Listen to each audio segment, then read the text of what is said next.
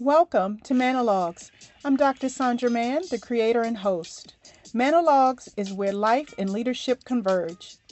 Enjoy the journey and thank you for listening to MANN-O-LOGUES. Welcome to MANN-O-LOGUES. My name is Dr. Sundra Mann. I am the creator and host of MANN-O-LOGUES. MANN-O-LOGUES is where life and leadership converge. Through intimate conversations, we discuss the pivotal moments, the discoveries, and the decisions that shape our leadership journey. I am so excited today to have as my host, Ms. Charima Young. Ms. Charima Young is a successful leader across the fields of healthcare, nonprofit, government, and also higher education. Welcome to MANN-O-LOGUES, Charima Young. Thank you so much, Sandra. It's a pleasure to be here with you. Thank you, thank you. So as you tell us a little bit about where we are today. So we're in a wonderful organization, yes. Turnaround. Tell us about Turnaround. What is the mission and how are you involved? Yes, so Turnaround is a nonprofit that services domestic violence victims, sexual assault victims, and sex trafficking victims. And we also, and let me rephrase that, we call them survivors because that's exactly what they are survivors. And so we provide them with the resources that they need to get back on their feet in their process of recovering and going from surviving to hopefully thriving. And that is what we're there. We're there to be a support. We're also there to advocate on their behalf and there to educate the community to let them know what's going on sometimes in their own backyard to prevent more people from becoming victims of these different types of situations. Thank you. Yeah. Thank you to Turnaround for hosting us today, and thank you for the work that you're doing with them. Yes. So, as you're aware, the focus of this podcast is the reciprocal influence of life and leadership. I want to start our conversation today by discussing your community engagement and lasting impact. One of your former colleagues had this to say about you. Charima's remarkable dedication to community engagement has both affirmed and strengthened our university's bond with the local community on many levels. Her active participation has encouraged others to engage with direct community that will continue to thrive long after her departure. In order to build community partnerships that continue to thrive beyond their direct involvement, what type of structures do you suggest leaders put in place for sustainability? Wow, well thank you so much for that. That was a pleasant surprise. And when we talk about structure, people often think about the things that you have to do to ensure that projects and initiatives get not only started but also executed, right? So you have your regular meetings, you put in structure for that, things of that nature, but it really starts with the relationship building and where do we both land on the same page, right? So do we have some common goals, a common mission, and where do we want to go with this? What are the outcomes that each organization is looking to get out of this particular project, initiative, program, whatever it is? And so that's very important to ensure that there is a win-win for everyone. And so you not just only start with that, but you come back to the table during, in the middle of the process, into the end of the process, right? So you want to ensure that there are some measurable outcomes. That's very important because at the end of the day, every organization has someone, some board, yes, a president or someone they're accountable to, and they want to make sure that their resources and time are being used efficiently and effectively, and that we're able to tell the story. And it's not just a feel-good qualitative story, but we have some quantitative measurables to back it up. And so that's very important that you establish those things, put them in place so that people know where is the goalpost and that we're all trying to push down the field together. And that's coming from a non-football person, right? But I worked in higher ed at a football institution, so. That's okay, just know enough to be in the conversation. Exactly, exactly. So I heard relationship building, yes, common vision. I heard not only qualitative goals, but quantifiable goals, yes, to help with accountability. Right. And the through line of all of that is relationships. So true. Yes. I think that oftentimes in the nonprofit space, we consider words like revenue and income and things like that to be taboo. But what I've learned to understand is that there can be no mission without the margin. That's right. And it's so important that we show our effectiveness, that we show our impact, and that organizations and companies, particularly if you're looking at, retrieving dollars from organizations, that they know that you're pushing the needle in certain areas of the communities they serve. It's extremely important. Yes, Yeah. yes, that is so good. Yeah. So let's be clear, nonprofit does not mean no revenue. Yes. Yes. Okay. Yes. All right. You gotta have it. Yes, yes, yes. So continuing with that, can you give us an idea of the essential leadership traits necessary to inspire and mobilize others to engage in community work? Yes, well, it's so important that you yourself, of course, be passionate about the work, but the ability to articulate the why. Why are we doing this? Why is it so important? What is the major issue here? Who is being served? To be able to tell the story so that others can connect it to their personal mission in life, right? You want to find those who are just as passionate about it as you are. And oftentimes that's going to come from you articulating what the issue is and how they can be a part of solving it. Yes. And really providing the steps of how we're going to do it and where it's going to lead us and who it impacts. I think that is extremely important. When people see, just like with Turnaround, when people see the people that we serve and how lives have been changed, not just the individual, but the families that they're a part of are now changed because they have changed their own personal life. So, it's a multiplier effect. And so when you get people rallied around that, yes, it becomes effortless. I also think it's important to identify the leaders within your own group that is helping you through this journey. Yes. I have been very blessed to have excellent leaders. I've been in ministry, and so in ministry I've had leaders that plucked me out and said, this is what you're going to do. This is what you're going to lead. And that was not my original intent, but they saw it in me and they brought it out of me, right? And they let me fly. They weren't hovering over me. They saw the unique skills and abilities I had to push towards the goal, the collective goal, and they let me run with it with some guidance. And I think that's what you have to do as a leader, is really identify those on your team who are also leaders and let them do what they do best. Yes. I think that is extremely important because you can't do it alone. It takes team. Absolutely. And you got to trust your team. Absolutely. Yeah.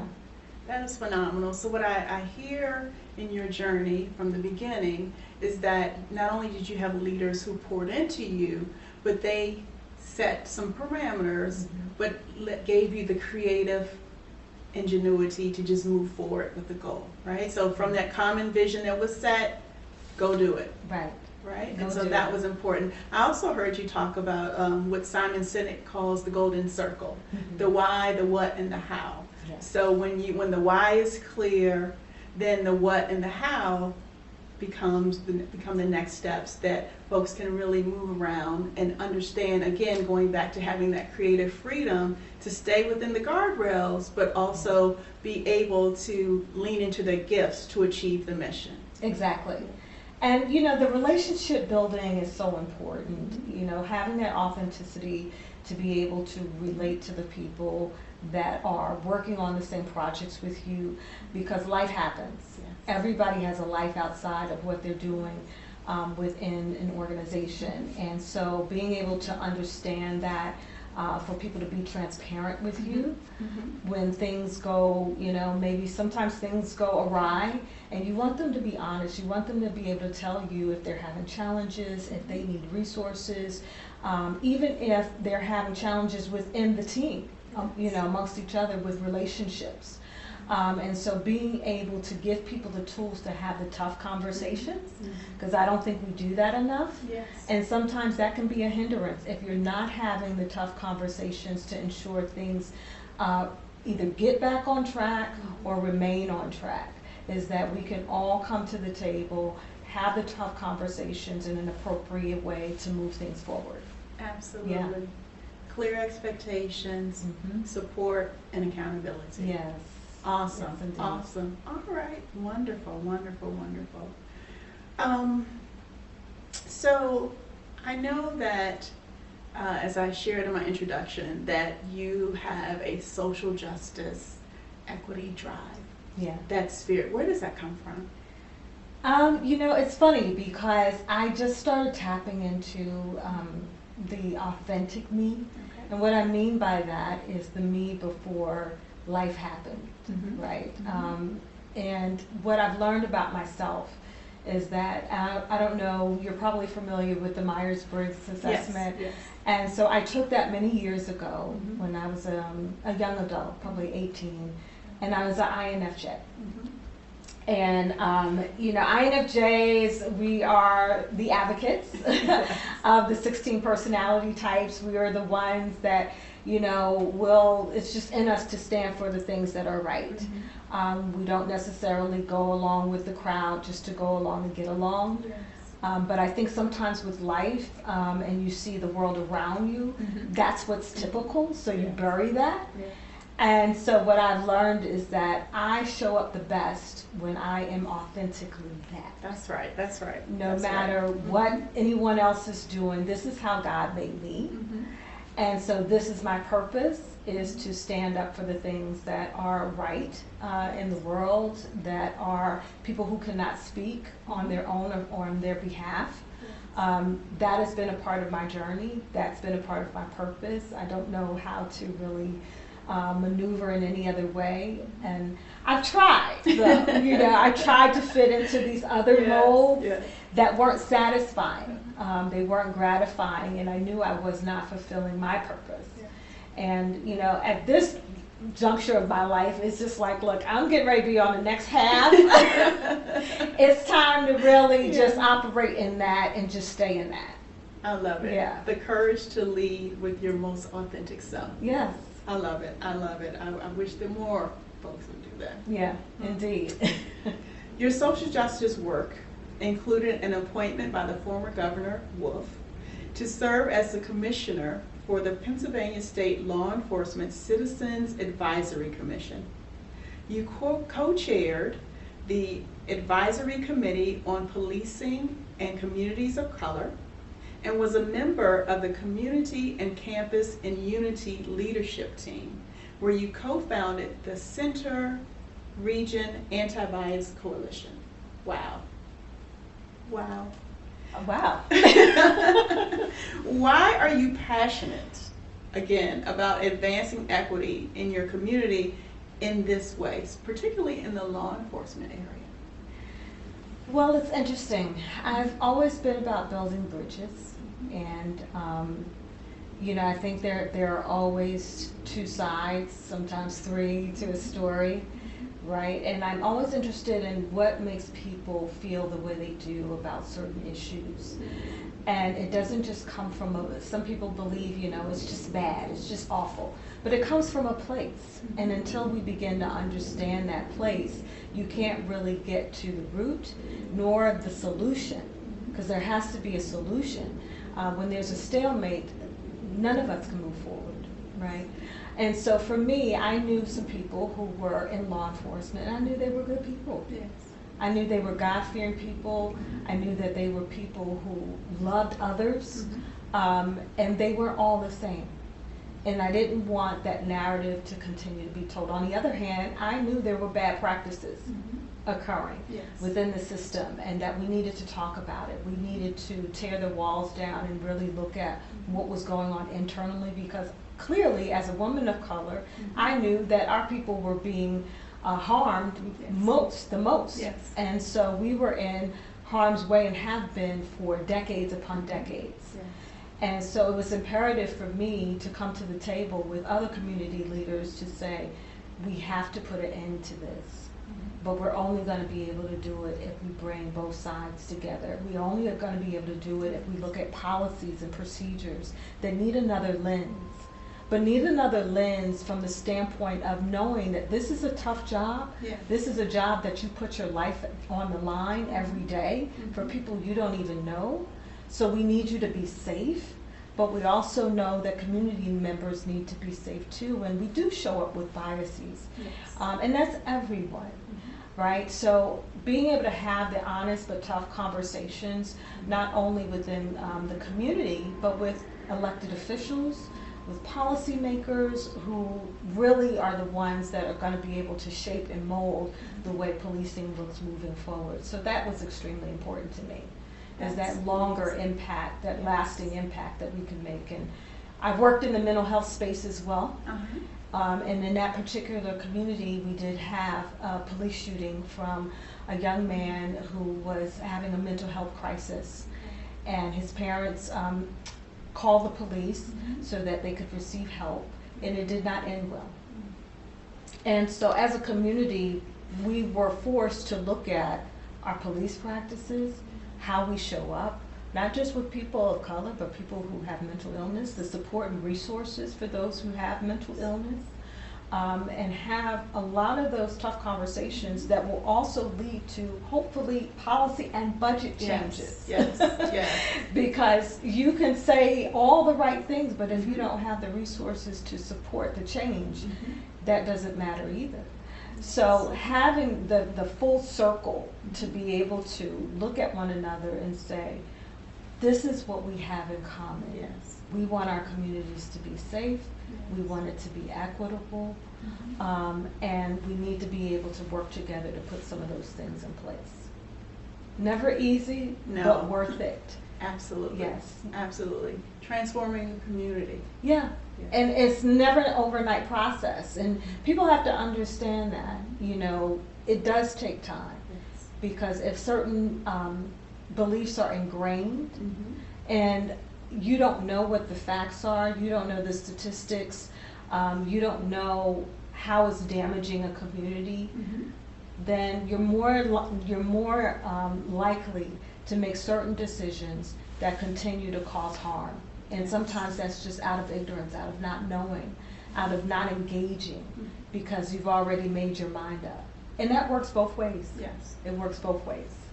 So with that, how did you put aside your own personal, possibly safety? Because I'm sure some folks were not happy with you about you taking on that challenge and to call out some of the inequitable practices that were happening in a state that isn't always kind, right? Yeah. In a community that isn't necessarily open and welcome and ready, but also in a space where here you are as a woman, a black woman, and you are being a voice to stand up for justice against a long-standing institution. Did you ever have any concerns for yourself? What was that like for you? Yeah, ironically, I did not have any concerns for myself. Not in terms of my own safety, and that's probably because of my faith, I'm sure. But I also come with the lens of no one is all bad and all wrong. And so I don't come seeking to just put down someone else's views. Even when I do disagree and disagree strongly. Now, most people who know me know I'm very passionate and I'm very, I can be very opinionated. But in my older years, I've come to a place where I know everybody has a different walk. Everybody has a different journey. And like a girlfriend of mine used to say, everybody wasn't raised by my mama.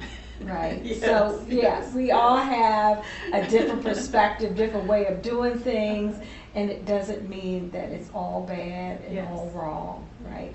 And so respect, grace, forgiveness. I, had to show a lot of grace and a lot of forgiveness. And so I think that if you lead with that, you're better for it.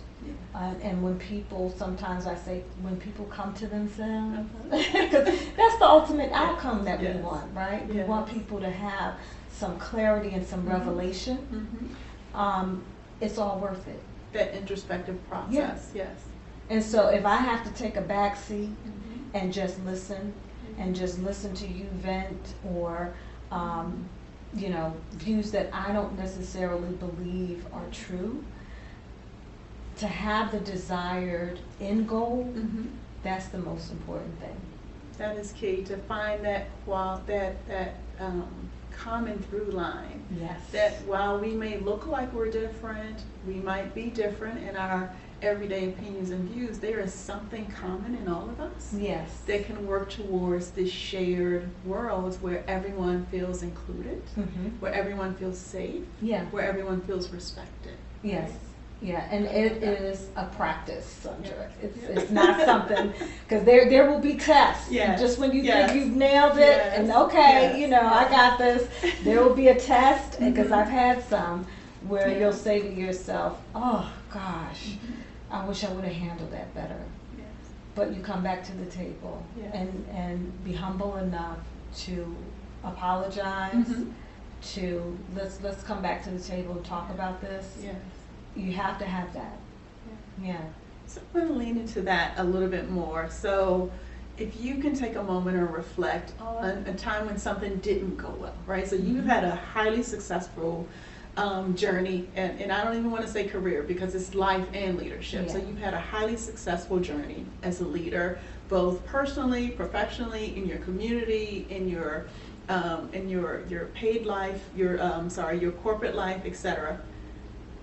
Tell us, just reflect for a moment, no details. What did you learn from those moments when things didn't go well? Oh, I can think of a particular moment. It was a community meeting that we had, and I've been to quite a few. I've handled quite a few that were very tough, where community members were not happy with the organization I was working for. And I have always shown up to listen. I've shown up with grace. But this particular event, I think that there was just such an animosity that they were intent on rebel rousing despite the solutions being brought forth. And so emotions got the best of me. And I responded in a way that I would not have typically responded. And my colleagues who were also there with me, you know, I was leading them in the process. And I know that they were shaken. They were shaken by some of the community member statements and just the heat of the moment conversation. And I felt as though I could have done that differently. Yes. And it's sometimes the pause that could be the moment between it going left and really going the better way. We've all been there. Yes, exactly. Yes. And usually I was pretty good with that, but there goes that moment, right? And so I reflected on, okay, how could you have done that better? How could you have, you know, said it better? Or sometimes you just need to say, we're done for tonight. Yes. And we'll pick this back up the next time. I've used that strategy. Yeah. Yes. So I mean, how simple is that, right? Yes. And so that's just me saying again that it's a constant work in progress, but everybody has to do the work. And I always say to any and everybody, personally and professionally, you got to do your own work. Nobody can do it for you. That's right. Yeah. That's right. I love that you were reflective, open to your own continuous improvement in that process. Yeah. So as leaders, regardless of the organization or the industry or the field that you're leading, that is a transferable skill. You have to be a reflective leader. Yes. You're not just reflecting on everything that's around you, but you're reflecting on yourself, right? And so taking stock of who you are, how you are leading, how you are showing up for folks, whether it's the first time that they've met you or the 100th time, right? So what is it that you want to communicate in your leadership? The other part of that I heard is that leadership maturity, to know when to pause, right? And so we all have the ability to pause the conversation, especially when we can see that it's not going in the direction. And I think people respect that. Yes. The ability, you know what, let's pause, let's come back to the table. I think that is definitely a strategic leadership move that so many more people need to embrace. Yeah, in a lot of ways, from the highest levels, right? Yes, That we're seeing this. And so Our society, we haven't learned to come back to the table. And it saddens me in a lot of ways because it's shown up in our personal lives. I remember there's another podcast that will remain nameless, but they did a good segment on young adult children walking away from family relationships. And we're seeing it more and more over sometimes minor issues that we would have handled years ago, and you just would have came back as a family. And we don't know how to come back to the table. I believe too that a lot of that is because people aren't doing their own personal work. It's easier to walk away. Now, we're not talking about extreme trauma situations. Exactly. Yes. We're talking about everyday life, that whether you're dealing with this person today or you're dealing with another person tomorrow, you're still going to have to deal with them. So you have to learn, or else, like a famous minister I know says, you're going to keep going around the same mountain. Yes. Yes. Until you learn the lesson. And so my goal is to try to learn the lesson the first time. I agree. Let's learn the lesson the first time. I do. Yeah. I hear a lot of emotional intelligence in what you just shared, and understanding not only ourselves but others around us. And when we are in spaces, especially some of the work that you're doing here at Turnaround, is to have that emotional intelligence to know when you may be activating someone's trauma. Yes. That you may have the potential to be sensitive and understanding and aware of environmental issues and things that are happening. And that also is important to know your stakeholders. It is, very much so, because we never know what someone is dealing with and going through and why they are showing up the way that they are. And it works both ways, right? Because even if you are the individual who is showing up in that way, you have to take your own accountability for that.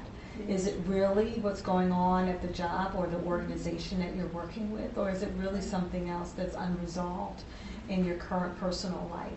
I mean, for me, I was dealing with grief for a number of years over a major loss that I had, and I knew that I was not showing up in the way that I normally would. Whether it's grief, whether it's loss, whether it's love, whether it's whatever. How are you managing to lead in these very executive, high-profile positions, but still be able to align your life every day? Whew. Well, what I have found, I think, in now becoming a more seasoned professional is work-life integration. Yes. This whole thing about balance is really doesn't exist. No, right? it doesn't. Is how do I integrate this, and then what is the priority for me at this season of my life, and what do I take on? Because it all depends on where you are and what season of your life, and being honest with yourself. And I think that's important. But one of the most important things, particularly if you're a community leader and you're in this space of serving others, it's all about how do you fill your cup? How do you pour into yourself? I didn't know that as a young leader. I just would pour out, and then there the burnout comes. Yes. And not knowing what I needed to refresh myself, not knowing that it was important to refresh myself in meaningful ways. And it didn't just mean, oh, well, I'll just go to the spa. It meant quality time with people who cared about me, loved me, who poured into me, my great girlfriends, the elders within my community who I would rely on, and they would pray for me and intercede. I can't say enough about them. They have been my village. And so I am just so grateful to have that. I don't think you can do it without it. Not effectively. Yeah, so important. I love it. I love it. So a follow-up to that is, what drives your decisions, how you invest your time and energy? So you do, I mean, you have a very demanding job. But you still find time for the other organizations, the boards you sit on, the speaking engagements, and all the other things that you do outside of a typical 8 to 10 hour workday, how do you manage or consider how you're going to invest that energy when you still, as you just said, you needed to have time for self-care? Yeah.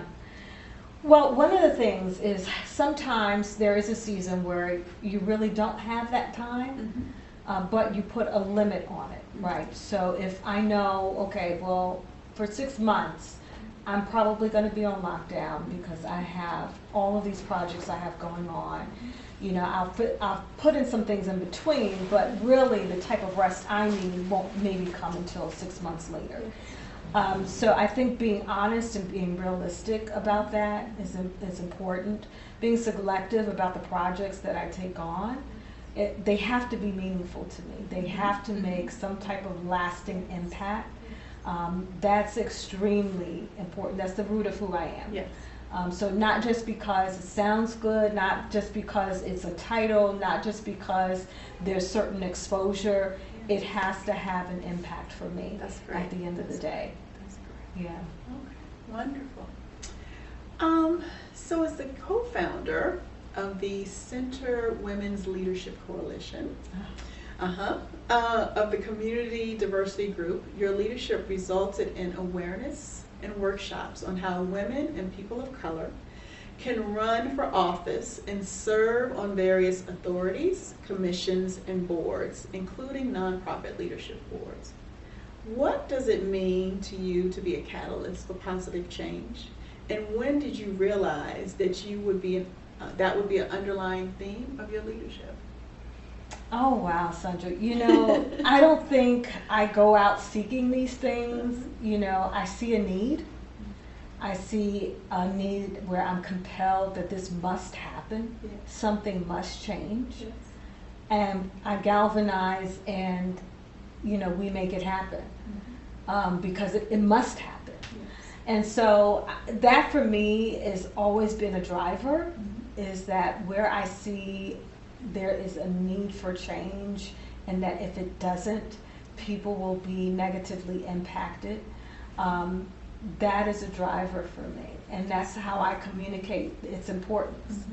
And so, and I have women leaders around me who continue to kind of be the wind beneath my wings, right? Who have blazed trails for those same reasons. I don't really surround myself with folks that, you know, feel like they have a need for fame, yes, or notoriety or acknowledgement in that way. They do it because it needs to be done. Yes.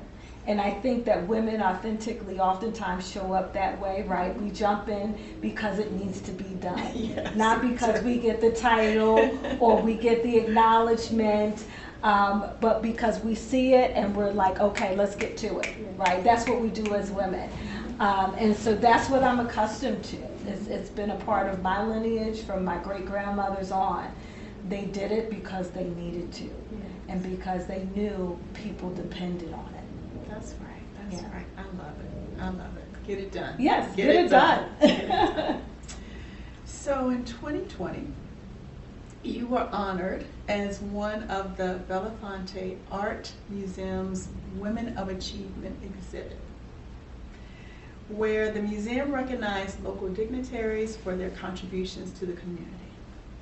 What does it mean to leave a leadership legacy that empowers others to carry the work forward with intentional steps? And what are the intentional steps that leaders can take to keep moving the work forward? Oh, wow. That was quite an honor. That was unexpected. And I had a very, very dear friend within that community, Mimi Barish Coppersmith, who has passed away in September. And she was, oh my gosh, an amazing force of nature, is the way most would describe her. And another woman who was the wind beneath my wings, and really even just following. I think we were friends because we were kindred spirits. So unlikely, you know, she was an older Jewish woman. I met her when she was 84. Wow. And of course, me being a woman of color, a younger professional, but we believe the same thing. Yes.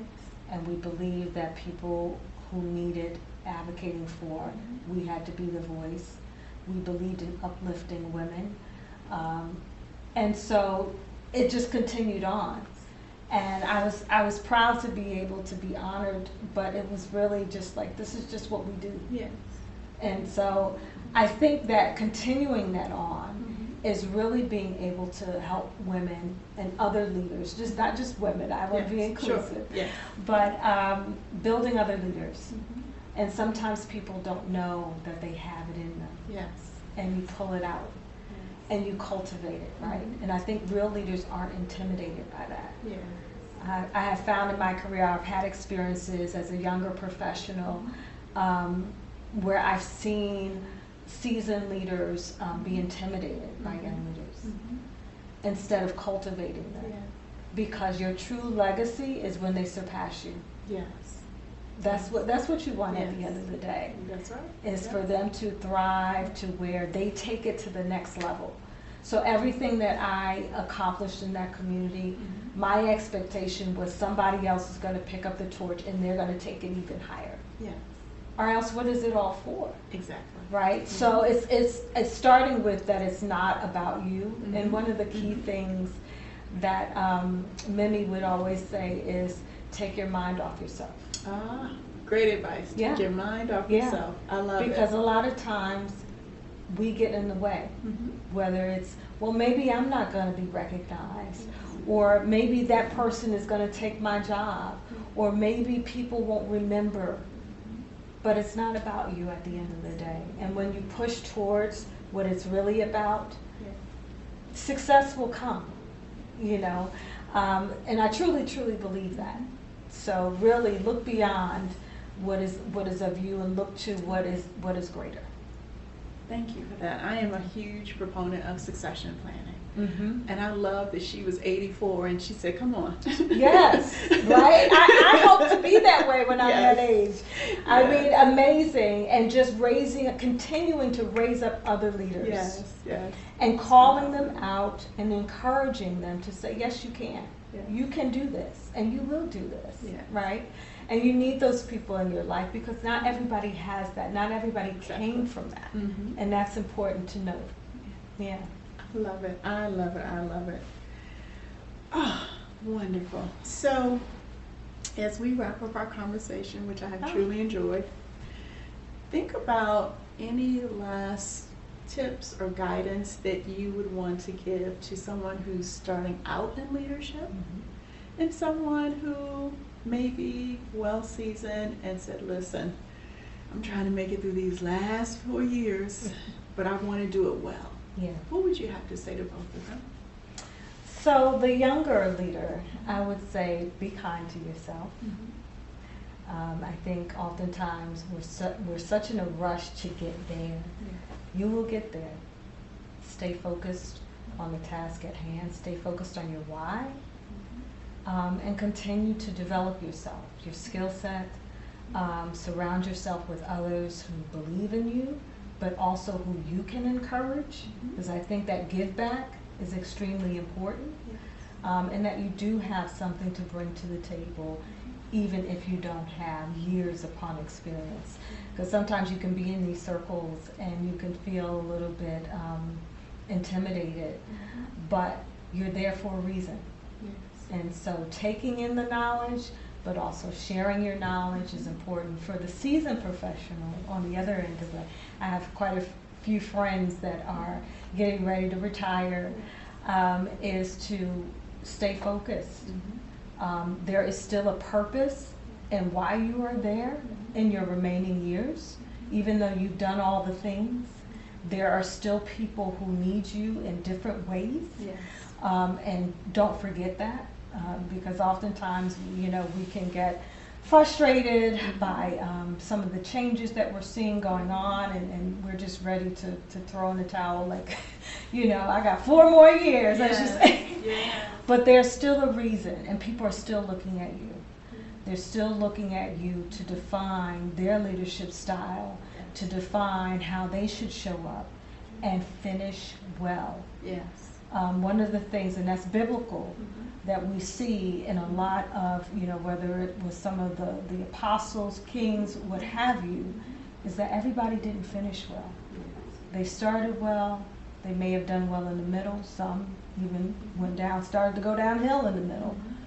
But some did not finish well. And that is extremely important. That's a part of your legacy. And that's a part of people's faith in believing that you can endure until the end, and you can do it well.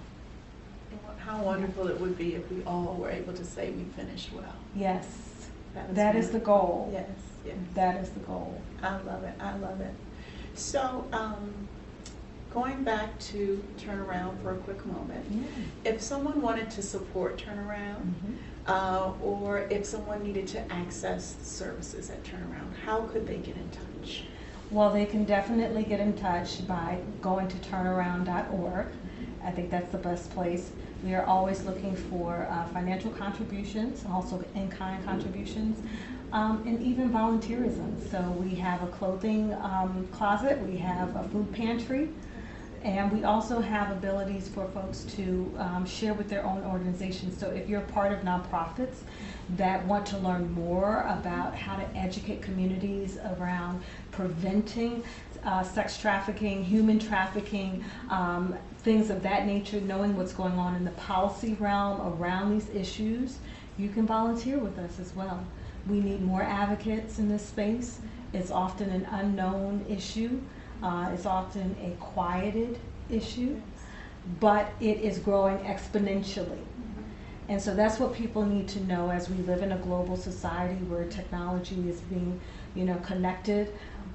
It's also being used as a force for evil, right? Yes. And so we need to make sure that people are protecting their loved ones, their children, their young adults who are very unaware of what's going on in some of these parts of the world, particularly this country, who consume a lot of the sex trafficking type of content and activities of what's going on. So we need to build awareness. Yeah. And if someone wanted to get in contact with you, to invite you maybe to speak or whatever, how would they get in contact with you? Well, they can reach me through Charima, and that's spelled Charima, Young, Young, the number 8 at gmail.com. So that's Charima Young, the number 8 at gmail.com. So feel free to reach out to me. I would love to share a little bit more about my jungle gym of career journey, but has landed me right where I needed to be. Awesome. Yeah. Well, my guest today on MANN-O-LOGUES has been the wonderful, remarkable Charima Young. Thank you so much for joining us. I hope that her journey of life and leadership inspires you, that you see her impact, and that you will keep moving forward. Thank you. Thank you so much, Sundra. Pleasure to be here. Thank you. Whether you're stepping into leadership for the first time or reimagining what it means after decades in the field, I hope you've been inspired by our conversation today. Thank you for listening to MANN-O-LOGUES.